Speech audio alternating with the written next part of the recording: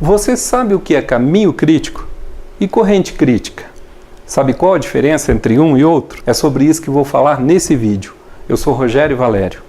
O caminho crítico é a sequência de atividades mais longa do projeto e possui folga zero, o que significa que se uma das atividades do caminho crítico atrasar, a data final de entrega do projeto também vai atrasar. Então suas atividades devem ter o máximo de atenção e acompanhamento pelo gerente de projetos. A quantidade de tempo que uma atividade pode atrasar sem atrasar as atividades sucessoras a ela é a chamada folga livre. Quando no caminho crítico falamos em folga zero, estamos falando de folga livre. Outro ponto importante é que o caminho crítico pode mudar durante a execução do projeto.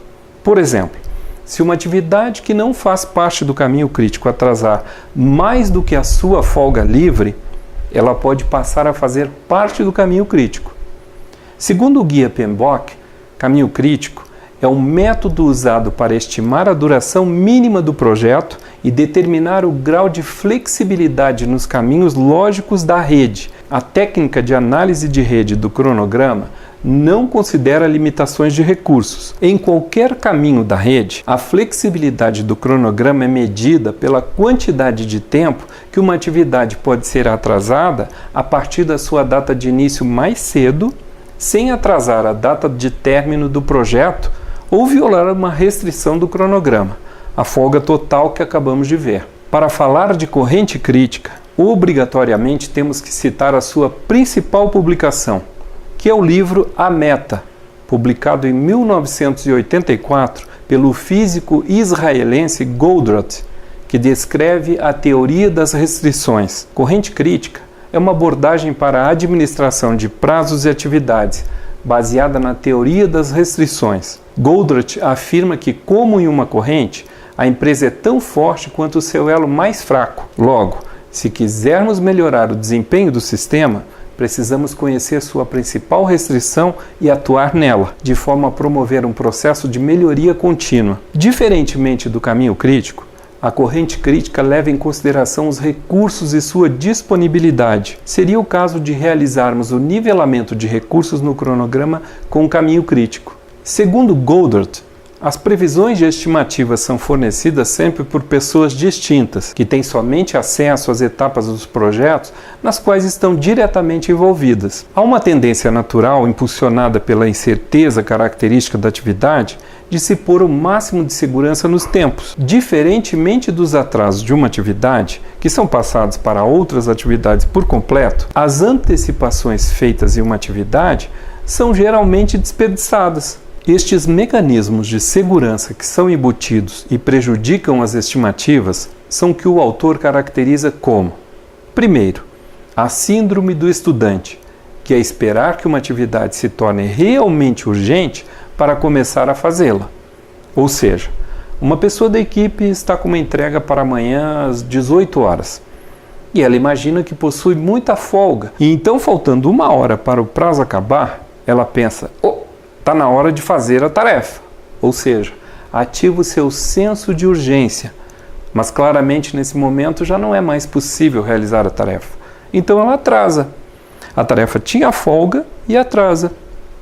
Segundo, a lei de Parkinson, que é fazer com que o trabalho se expanda para preencher todo o tempo disponível.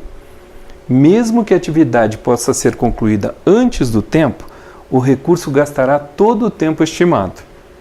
A corrente crítica sugere que se planeje as atividades estimando suas durações de forma agressiva, reduzindo o tempo, mas de forma que seja possível sua realização.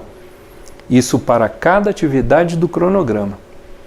Os tempos estimados que representam essa margem de segurança serão colocados ao final do cronograma, que geralmente é uma estimativa baseada na média da duração das tarefas. Assim, consegue-se uma redução em torno de 50% da estimativa original do cronograma e esta margem de segurança, que é também chamada de pulmão.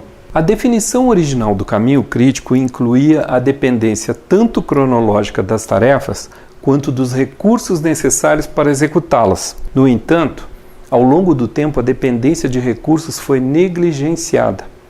A premissa para isso é que os recursos poderiam ser disponibilizados sempre que necessário, mas infelizmente isso não é possível na grande maioria dos casos. Essa é uma das diferenças. A corrente crítica leva em consideração a dependência de recursos, o caminho crítico não. Outra diferença entre os dois é que o caminho crítico propõe o gerenciamento e atenção nas atividades que o compõem. Já a corrente crítica propõe a atenção e gerenciamento dos prazos em cima de buffers de duração, os pulmões. Não posso deixar de comentar que existe uma grande discussão no mundo da gestão de projetos sobre diferenciar o método do caminho crítico do caminho crítico de recursos, que seria a corrente crítica que leva em consideração o nivelamento de recursos e o caminho crítico do projeto, contando com algumas outras restrições externas. Um novo termo, caminho crítico completo, está surgindo e aparecendo em algumas novas literaturas, inclusive demonstrando que a folga zero do caminho crítico nem sempre é real, o que nos leva a considerar que pode haver folga no caminho crítico. E você, o que acha disso?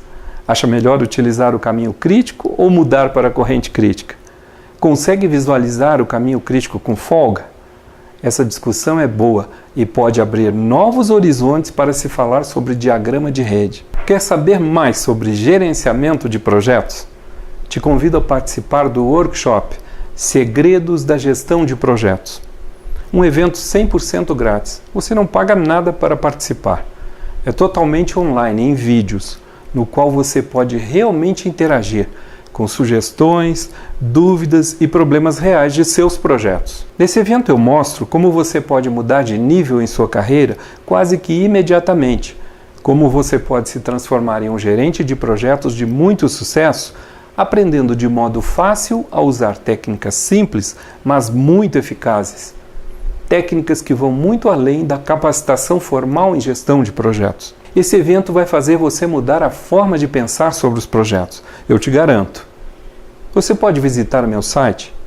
Lá você vai encontrar mais informações, rogeriovalerio.com.br. Você pode assinar também meu canal no YouTube, aqui no canto abaixo. Obrigado pela atenção, sucesso em seus projetos e até o próximo vídeo.